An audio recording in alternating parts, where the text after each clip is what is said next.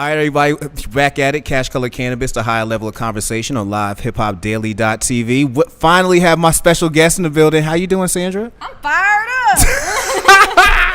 I am so fired up. I'm glad you are, man. You need to be fired up. You're running for mayor of Roswell. It's a huge position to undertake. There's a lot of things going on within that race. You could be making history. Be fired up. I am making history. We're both making history. This is my first interview. This is your first interview? And I plan to let my hair down, so I'm glad you're going to get to know me. We're going to get to know you today, man. All right, well, the first question I want to get to know about Sandra is, how did you get into politics in the first place? Like, what sparked your interest in the politics? You're not going to introduce all the amazing things you read about me? Oh, made me feel good about myself? Oh, you know what? Let me stop. Let me go back and introduce all the amazing things I wrote about her, because she can see my notes. All right, can we say a 25-year-old can make history in Roswell? Well, possibly, if Sandra Sidhom wins. Did I say it right? Sidhom, like Sidhom. Sydney, Australia, and sitting at home. You know what messed you up? Somebody said it sounded like Sidhom, so I'm trying to say Sidhom now. That was Sidhom. Racism. Yeah, if Sidhom wins this Sidhom is running for mayor of Roswell, a position that's been held by Jerry Wood since 1997. Like, again, wrap that around your head. Since 1997. I was 5 years old when Jerry Wood was elected. Serious, man. What a so world. that win would make you the first woman and the first minority to ever hold the position. So it's a lofty challenge, but it's one I'm sure that she is up to. So I'm glad we got you in the studio today. Yes, thank you so much for having me on. You guys are amazing. I love this space. I am almost about to write you a check for it. And on the record, I want to buy this table. She said that the minute she walked in. This is the future's mayor's table right here. We're gonna anoint this the future's mayor's table, because we got some more mayoral candidates coming soon. So yeah, live in this moment with me. This is the moment that we make history. This is it. This is right here that you're gonna give to me for $200. Herb was like, "Oh no, sir." But say, let's okay. All the jokes aside. Back to business. Yeah, back to business. How did you get into politics? So I was working. I had got my degree in international affairs because I really wanted to change the world. Okay. My family. I'm so blessed to live in this country. My parents were Christian minorities living in a Muslim majority country, which is Egypt, and there's a lot of sectarian violence there. So a few months ago, actually, the church that my parents got married in got bombed, was attacked, and that's something they deal with every week. It's just another part of their life, and I would have easily been one of those victims had my parents not come to this country. So that's really what got me started. I wanted to study international affairs because I wanted to bridge the gap between Muslims and Christians and create a path to peace, because that's ultimately the only way we can find a path towards the future. So when I couldn't do that, I was like every other college graduate. Like, I couldn't find a job in my field. I wanted to work at the United Nations. I was ready to go. I was fired up. And then reality hit. And I had to pay my student loans off. So I took my first job in recruiting. And there I worked with Fortune 500 companies and the big names like Hewlett Packard, Target, all these different employers, all these different job creators. And I was watching as government policies were impacting people's ability to get a job. I saw hours get cut. I saw the amount of requisitions available to serve a community be slashed in half overnight. And it's something that I plan to use, those relationships that I built, into bringing those top job creators into Roswell. So it's like such a long story, but I've also worked in construction project management. I was managing multi-million-dollar projects from inception to completion all over the world. So I worked with, I had a big cushy job in corporate America, and I've been running the show and running budgets bigger than the budget of the city of Roswell. And now you're ready to do that. So what I guess made you jump from corporate America into politics, and then what made you pick mayor of Roswell of all things to start with? I feel you. So I get that question a lot. So what happened was that I was working at the very high levels of corporate America, and I was blessed with a very high paying career. At the same time, I was working in real estate, so I had a side hustle. Made a few key investments, did pretty well for myself, but I was working at the highest levels of a company that unfortunately had an incident where 3 employees died. Oh.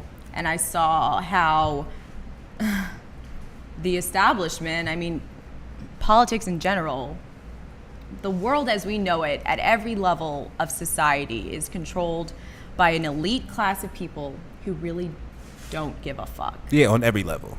That don't give a fuck. Yeah. Everyone is pursuing financial gain over everything. And I was so sickened by it that I threw myself into politics to find a solution, you know, a place for my rage, because my country, like my home, this place means everything to me.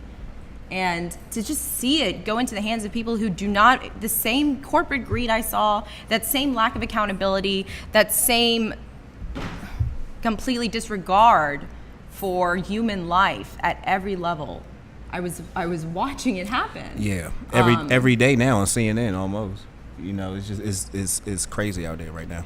It's quite a time to be alive, and I think that we all want to change the world. We all want to leave behind a legacy that is bigger than ourselves. We want to make the world a better place to live in. We all share these common goals, but I think the big thing is that my generation hasn't stepped up yet.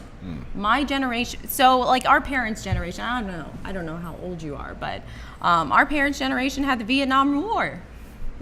They were, you know, brothers, sons, fathers were going off to war for war that people didn't believe in. So it really mobilized the people, especially the young people of that generation, to speak up. And we have a president who is equally as guilty as President Nixon. Can we talk about that for a moment? Hey, we about, if we talk about that, then that's going to be the rest of the show. That'll be the rest of the show. But you know, not to interrupt you, because you are what put the fire in my belly to put my hat in the race for mayor. So Mayor Wood, who has been my mayor since I was 5 years old. Yeah, and you know, I thought that was a typo when I read that today. He has literally been mayor since 1997. I'm thinking like Bad Boy and Biggie Smalls, and you know what I mean? I'm like, what's going on? 97? What was going on in 97? He rocks the bow ties hardcore. He needs to rock his ass out of Autofist, man. That's a long time. He has done quite a lot of great things for our community. I'm not going to lie. Like, I do owe a great deal of gratitude to Mayor Wood for a lot of reasons. I enjoyed the fruits of his labor as a citizen of Roswell for quite some time. I saw my property values increase tremendously. But I do have to say that I also owe him some gratitude, because when he said that John Ossoff had an ethnic sounding name and that voters in Roswell were too mature to vote for someone with a name like Ossoff, because they would say, is he Muslim? Is he from Lebanon? It's very suggestive language. Really? He said. I mean, I get that he's a Jewish kid. Yeah. But, so that's when I decided I wanted to take his job. And I planned on replacing him. I really planned on replacing him. And when we declared our candidacy, we were completely intending to run against the incumbent. Yeah. And then the judge comes. And then it was like Game of Thrones. Yeah. And the king was literally dethroned. And we have a completely different race now, but I'm excited. I really think that it's time for my generation to step up and take ownership for what the world we live in looks like. Yeah. And we gotta move. And I like when you speak about your generation, because we haven't spoke about your age. Like, you and your campaign manager, it's almost like youngest in charge running for mayor. It seems like a TV show. Like, how old are you? How old do you think I am? How old do I look? I'm gonna guess 25.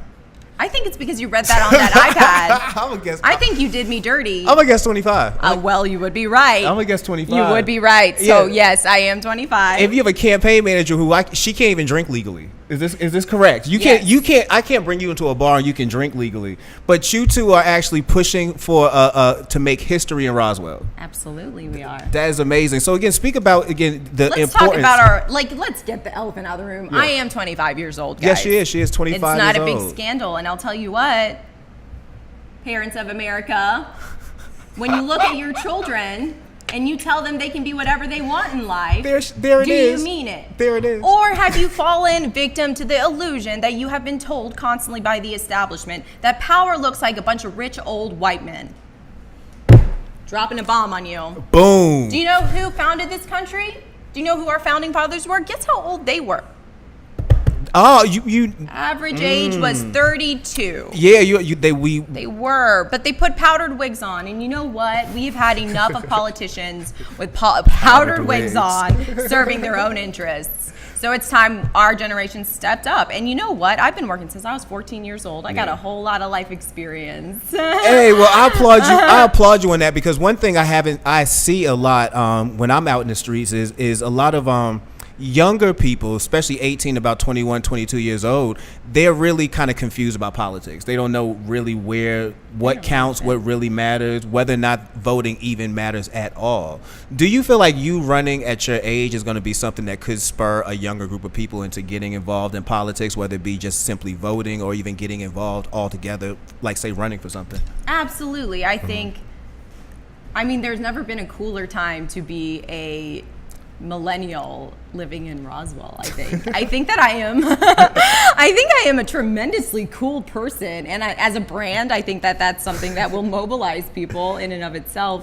I'm 25 years old. I'm not too hard on the eyes. Sandra. I'm easy on the eyes, and I'm making history. And you know what's crazy is I actually have a plan, and I have a vision, and I think that we can really ignite the youth if they understand. Like, what breaks my heart is that democracy is so beautiful, but when democracy tries to reset itself, like what I saw in Egypt, like when I visited after the second revolution, where the army had to overthrow the Muslim Brotherhood, there were tanks on every street. The sexual harassment rate is 97%. People die. There is no police. The criminals were let out of prison. The world was turned upside down. That's what it looks like when democracy tries to reset itself. And if our generation does not step up, I cannot, if I do nothing else but encourage young people to start voting and start putting your walking boots on, then I would be successful. This is our generation. This is what the world will look like tomorrow for our children. Even if you don't have kids, even if you're still, enjoying your life as a young person as you should be, even if your only responsibility is a dog and a full-time job, you have a voice in what tomorrow looks like. And it's your tomorrow. It's yours. It's like, well, I can't drive that home enough. Like, no one else is going to do it for us. We have seen what happens when we don't get involved, and we need to treat this like the young people did during the Vietnam War. We are at war. Lives are being lost. People are dying. We are not reaching our full potential, and Roswell is an amazing place to live. It is one of the safest, most prosperous, wealthiest neighborhoods in Georgia, but it has tremendous disparities in wealth. And we're watching some people's property values double, while other people are getting tucked away into corners of the city like they are just eyesores to be removed and redistricted into schools so that their child never has to know what it looks like for their neighbor to be hungry. We have failed. We have failed. We had the last mayor for 20 years. Today, we are going to decide what we want the next 20 years to look like. And I think our generation needs to step up and take ownership. Hey, for real. Last 20 years, that's serious. Because again, 1997, this man has been sitting in the same position. So, I love the conversation. I'm gonna have to take a break for a second. Okay. We're gonna get into a video. Shout out to my man Big Chico. We're gonna have him in the studio soon too. I'm loving the record Lonely. Check out his new video for Lonely, and we're gonna get back and we're gonna speak with Sandra about decriminalization. We're going to speak about some of your plans for Roswell and a little bit more. So stay tuned. Cash Color Cannabis, a high level of conversation on LiveHipHopDaily.tv. This is what democracy looks like, y'all. Show does. Drop the mic out. We're going to have you back in a second, though. What's up, everybody? You know what it is. Cash Color Cannabis Podcast, a higher level of conversation on LiveHipHopDaily.tv. Hey. As you can see, I have the future mayor of Roswell in the building with me today, and she's a ball of energy. She's been great off screen. I definitely want to talk to you about what your vision is for Roswell, Sandra. So what are your plans for Roswell if you do get elected mayor? So I firmly believe that we can change the world if we start in our own backyard. Okay. That is the number one thing. We can, unfortunately, the United States has failed women. They failed minorities. It's we have systematic racism that exists at every level of government. Yeah. We have failed to create a more inclusive society and a more inclusive America, and that is the American dream we were all promised. And can you hear me? Hello? Yeah, gotcha. Making history, guys? Yeah. Oh, she need it closer? Yeah. I'm going to drop the mic. Oh, no, not yet. Not yet.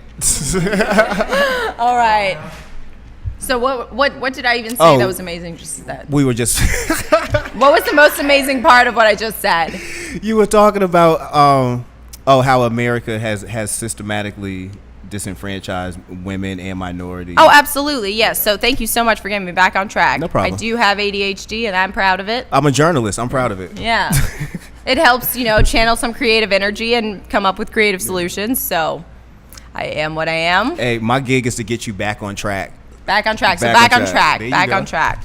So, we have failed to create an inclusive society, and my first plan is to create a more inclusive Roswell. I also think we can fight the war on climate change by investing in renewable energy hubs. So within the first 180 days, this is my promise, and I want the people to hold me accountable. I do want to at least pass the legislation for approval to invest in solar panels to create renewable energy in some of our abandoned buildings that we have in East Roswell. Okay. We have quite a few of those, and it's really an opportunity for the city to earn some money. Yeah, and repurpose the buildings. Not just have them there. Not have an eyesore. Yeah. Like we've had a super target that closed down, I think, a year ago, and it's just so much unutilized space. Why not make a buck off of it? Yeah. And it'll help property values, and it'll really help bring about a better climate. Like our children aren't going to be able to breathe. Like you're going to thank me when your kids don't have asthma 20 years from now. Yeah. You're welcome. And we can pass ordinances that even when the United States has failed, even on the global scale in taking care of women's rights, we can have, so CEDAW is a UN international treaty protecting women's rights. So it's considered the Bill of Rights for women. And 189 countries have ratified this bill. It is very basic. Equal pay for equal work. Please don't abuse us. Yeah. Don't kill us. The norm. Just basic things. Having a minimum number of female leadership, minority leadership in government. And it's very simple. 189 countries think it's actually a very good bill to enact in their country, and we have kind of pushed it on Afghanistan, but we don't hold ourselves accountable. We are among the ranks of Sudan and Somalia when it comes to women's rights. And don't get me wrong, I'm a woman, and I am from Egypt, and I do understand how blessed I am to live here. We have come quite a long way, but we still got a lot of work to do. That wage gap is ridiculous. Yeah, it is. And women are the ones carrying this country. I think the hardest job on this planet, and it's not being mayor. I don't think it's being president. I don't think it's being a rocket scientist. I think it's being a mom, because you have to mold a human being, a child. Full time, you have to make sure they stay alive, right? Yeah. That is hard. And then you have to create them, you give them the resources to become good people contributing to society with values that you have, but isn't necessarily reflected in the community and in the media around them. So they have so many challenges to overcome. And then you know what? You work your ass off. You work 2 jobs to support living in an area like Roswell so that your kids can go to the best schools. And then they get caught up with silly things like trying to fit in. I remember I went to Riverwood High School for 1 year on a charter program. And I was there for U.S. history, which I'm making right now. So those kids were so wealthy that they had cocaine money. Like, I'm not kidding. The entire class that year was like on cocaine. And I could not go to the bathroom without someone offering me Xanax bars. You know what? I went to a school where people are rich enough to have cocaine money, and I feel what you're saying. Like, Xanaxes and pills get passed around, and people literally do cocaine, and I'm like, I can't afford those problems. Right. I do not have cocaine money, not even now. I don't got coke money. I don't know the cost, but I feel like it's too much for me. Yeah, I definitely don't have Molly Percocet money either. See, and then there's all these other drugs that are on the market now. So like having this peer pressure when you're trying to give your child the best life and they're around people with unlimited resources, they have all the money in the world, they have all the connections they need to get them into college, to get them into Yale, and then they also have the connections they need to get them out of trouble. Yes. So your child doesn't get the same chance even though you're giving up your blood, sweat, and tears to give them a better future.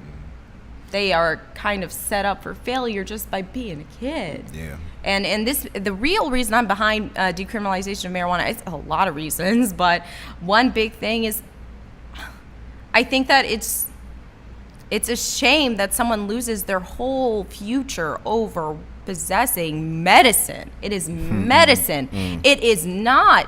I know. Okay, guys, I get it. I really do. I understand that it's in rap videos and you associate it with violence and you've been told for so many centuries that this is going to kill you. And then you had the war on drugs and they locked up a bunch of black people. And I get why you're so afraid of it. I understand, but you really don't know and haven't had the opportunity to be educated on how much it can improve someone's quality of life. People are dying. We have more people dying from the freaking opioid crisis than we had that died on 9/11. Sure do. And like you said, I went to a high school where people had cocaine and pill money. Yes. You'd be amazed how easy those pills get passed around versus weed. Like I've never had anybody walk up to me and say, "Do you want weed?" I've had people walk up to me and say, "Do you want Xanax?" You know what I'm saying? "Do you want perk?" You know, so I've had that happen before. Yeah. So you're right. Like, and then especially with the opioid crisis, it's so plentiful. You know, it's a legal opportunity for you to get this. So I mean, you know what it is? I'm going to be real with you. I'm going to be real with you. That is big pharma. Yeah. And that is big pharma controlling politics. Yes. And that is why legislation is being shut down to decriminalize marijuana. Not because it is dangerous for the people, but because it is dangerous for the establishment. Yeah. And that is some bullshit. Yeah. Really, everyone gets a chance to make money off of the cannabis industry. It's like getting on the ground floor of the big pharma. And you know, for everyone, I think there's a lot of opportunity to be had. I am not in favor of cultivation at the moment, not in the city of Roswell, but overall, I do believe it should be a state law. Okay. It's not really my role, but I will advocate for it. Okay. But in my city, I think you shouldn't be considered a criminal because you got some medicine, because you're in pain, you're about to die, or you're addicted to heroin, or you're just a person who broke their arm and got 30 pills of OxyContin. Yeah. And then, after the 30 pills were gone, you had an option. Pay double for the pills that you were on or pay half for some heroin. And you would never interact with someone like that on your day-to-day life, right? But those are drug dealers who are trying to make money. I'm saying let's do it like a doctor taking care of a patient. Give me my prescription just like I get my blood pressure medicine. Make it a normal thing. Yeah. Because this can save lives. And I'm so tired of people who are just trying to make money making the rules. That's enough. I've had enough of that. Hey, you know what? And just an excuse to lock up black men? Are you kidding me? Hey, it's an issue we live every day, and I'm glad you made a statement. Sorry, I'm passionate about it. It gets me real fired up. Oh no, it's no problem. Like I'm glad you are passionate about that. I'm definitely passionate about decriminalization. Totally. You know, I want to see that happen in Atlanta. So it'd be amazing to see it happen in Roswell, especially if it happened in Roswell first. If you make decriminalization happen in Roswell first, that'll be like a huge thing, man. So. I wanna. This is what I plan to do, and I'm still kind of working out the details. So you guys can definitely send me your feedback at Sandra@roswellmayor.com. Thank you. I'll send you some feedback. Send me some feedback. But what I'd like to do initially is I'd like to introduce an ordinance that would allow the decriminalization of marijuana up to an ounce. Okay. Oh no, excuse me, not up to an ounce. The decriminalization of marijuana, period. End of story. End of story. So. And then we put it on the ballot to determine the amount. Okay. All right. Well, because I do think that in general, most voters are in favor of it. I think that the people that aren't in favor about it need to be educated on its healing qualities from someone who doesn't have their hands in the pockets of big pharma. Yeah. Do you think it's going to be hard for you to convince older voters? Because we're talking about a local election, and that's primarily older voters. Do you think it's going to be hard for you to convince older voters to kind of go with what you're selling? So, don't get me wrong. I love every citizen of my community. I'm so blessed to have all of my neighbors. But what my campaign's goal is to do is to mobilize people who have been disenfranchised for so long. Okay. So we are actually making history in a lot of different ways. I mean, yeah, it's going to be amazing to be the first female mayor. That's beautiful. And it's going to be amazing to be the first person of color to hold a seat. Yeah. It's going to be amazing that I'm going to be the youngest person to hold a seat. But the most amazing part of it is that the people who put me in power are going to be the people who have been long since forgotten. Okay. You know, we get to pick what the next 20 years of our lives look like. Now, November 7th. I don't care where you live or who you are or who you vote for. Vote against me, okay? But vote. Vote November 7th in your local municipal race. It matters. Who affects your day-to-day life is the local government. Mm-hmm. The president, yes, he can make your life a living hell. Yes, absolutely he can, and he is, and I'm sorry. But what you can do right now is get your walking boots on, knock on some doors, and at least vote in your local races. They are tremendously important. Well, you know what? You definitely have a good sales pitch. You definitely have a good sales pitch. I believe it. It's not, you know, I'm not a politician. I am really an activist. I don't have my shoes on. You saw me when I first came in. She is shoeless in Live Hip Hop Daily right now. Yeah, yes. That's a fact. If you do have one sales pitch that you could give to Roswell voters that would say turn them if they were not really sold on you, what would it be? They're not sold on me. Are they Democrats? Oh, yeah, you're going to vote for me because I'm the only Democrat in the race. And you're going to vote for me because I am the most qualified candidate. Okay. I have managed large-scale construction, real estate construction projects from start to finish that were much larger than the budget of Roswell. And this is one point I really want to drive home. We're going to define the next chapter of history in Roswell. Yeah, I think that's your selling point. The fact that you can say, like you said, you're about to see your next 20 years. Yeah. Like, that's your selling point. Like, you just saw the last 20. Like, whether it was good or bad, you literally saw it. We left people behind. You saw it. Yeah, you know you exactly saw what happened. You saw what it could be. Mm-hmm. There's a lot of consequences, and it's really our time to reclaim what the world around us looks like. And start at home. Start by making your own bed. There's so much you can do. I understand how powerless everyone feels right now. I know how hurt you are. I get it. I do. But we can't just sit around and cry about it and wait for someone else to do it. We got to do the work now. Yeah. We got to step up and take ownership. So I really think if we're going to define what Roswell looks like, we need to renew it. And I think that comes with fresh leadership, bold ideas, and progressive values. Awesome. All right, so we're going to cut to one last video, man. Shout out to Cool Club, my man Scotty ATL, Kissy Lee, J-Dot Rain. J-Dot just dropped a new video called Hustler's Him. Check that video out. He also got a dope track with my man Chris J called Bad Habits. When I say that track's dope, go find that. Bad Habits is dope. So check out J-Dot Rain, Hustler's Him, and I'm going to come back for the last segment with my girl Sandra here. She's hilarious. And then we're going to wrap up for the night. You know what it is, Cash Color Cannabis, a high level of conversation on LiveHipHopDaily.tv. What's up, everybody? You know what it is, Cash Color Cannabis, a higher level of conversation on LiveHipHopDaily.tv. This is Mecca. That's Sandra. We're here for the 11 o'clock news right now. We're about to fade to black. No, I'm playing. Thank you very much for coming through today. Speaking about your campaign, running for mayor of Roswell. I wish you everything. I wish you all kinds of luck. I really think you're going to do well. You definitely got my support.